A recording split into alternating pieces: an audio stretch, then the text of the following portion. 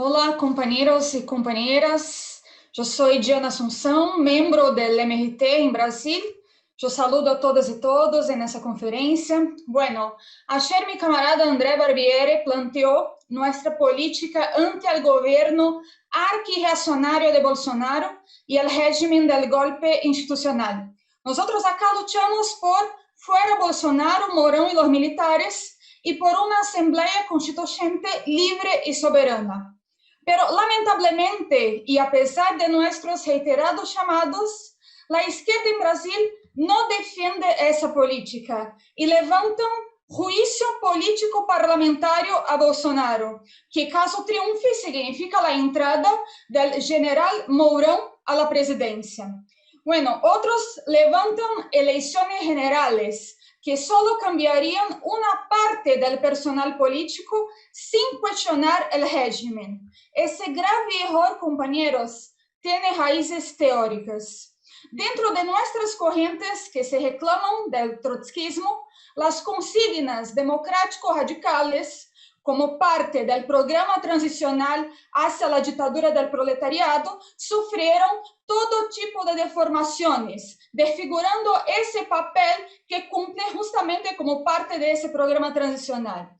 Bueno, hay los que transforman el programa democrático radical, incluso como la constituyente, en un fin en sí mismo. Hay los que crean una etapa intermedia entre la caída de las dictaduras o gobiernos autoritarios y los fines socialistas de nuestro programa. Pero hay también los que dicen que son democratizantes. En todos los casos, la consecuencia es debilitar la lucha contra los regímenes burgueses, lo que lleva directamente a se adaptar a ellos.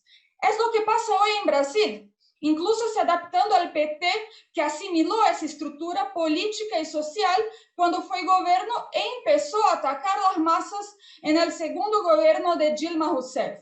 Bueno, por eso yo quería hablar acá de la relación entre esa consigna democrático-radical, la constituyente, los soviets y la toma del poder. Trotsky en los 30, nada menos que en la Francia imperialista, llamaba a luchar contra el bonapartismo, convocando una asamblea nacional similar a la que habían levantado los jacobinos en la Revolución Francesa. Más aún, dialogaba con los obreros, llamándolos a luchar por, cito Trotsky ahora, una democracia más generosa, razonando que cuando los trabajadores se pusieran en movimiento, iban a barrer a todas las instituciones podridas del autoritarismo y avanzar hacia los soviets. Por eso Trotsky siempre se enfrentó contra quienes buscaban desligar las consignas democráticos radicales de la lucha por el poder obrero. En Alemania, propone a los obreros defender la democracia burguesa,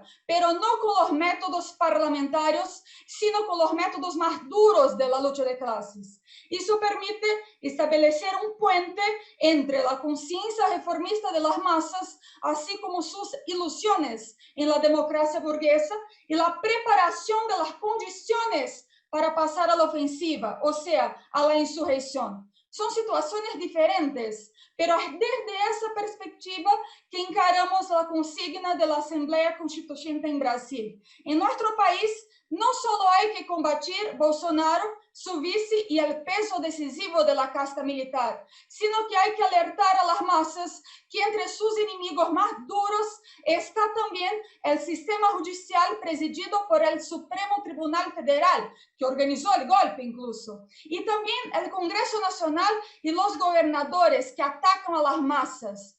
Por eso, compañeros, nuestra principal consigna es abajo Bolsonaro, Mourão y los militares, a la vez que levantamos la consigna de Asamblea Constituyente para intentar poner en movimiento a los trabajadores de los sectores más empobrecidos de las clases medias contra todos sus inimigos. O sea, no se trata acá de enfrentar al diablo, como Bolsonaro, con los cuernos del diablo, como es el Supremo Tribunal Federal en Brasil. Por eso llamamos el bloque de izquierda del PSOL y el PSTU a no adaptarse y hacer un polo de lucha no solamente contra el Poder Ejecutivo, sino contra todas las instituciones del régimen golpista. Bueno, compañeros, esas consideraciones agradezco a todos en la conferencia.